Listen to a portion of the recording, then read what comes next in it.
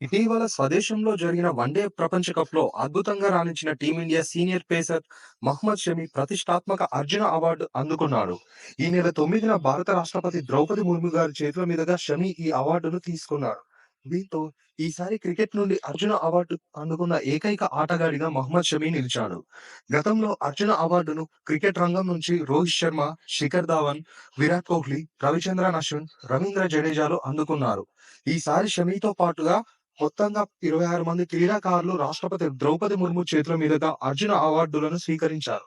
ఇక వన్డే ప్రపంచ కప్ 2023లో షమి అద్భుత ప్రదర్శన చేయడంతో భారత క్రికెట్ నియంత్రణ మండలి బీసీసీఐ అతడి పేరును భారత క్రికెట్ రంగంలో ఖేల్ రత్న తర్వాత రెండో అత్యున్నతమైన పురస్కారమైన అర్జున అవార్డుకు సిఫార్సు చేసిన సంగతి తెలిసిందే.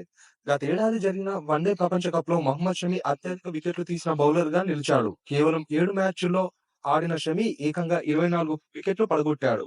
అయితే వన్డే వరల్డ్ కప్ అనంతరం చీలమండ గాయంతో షమి టీమిండియాకు దూరమైన విషయం తెలిసిందే. ఈ కారణంగానే ఇటీవల ముగిసిన దక్షిణాఫ్రికా పర్యటనకు దూరమైన మహ్మద్ షమి తాజాగా తన అభిమానులకు శుభవార్త అందించాడు. సొంత గడ్డపై జరగబోయే ఇంగ్లాండ్ సిరీస్‌కు అందుబాటులో ఉంటానని తాజాగా ప్రకటించాడు. దీనిపై అతని అభిమానులు ఆనందం వ్యక్తం చేస్తున్నారు.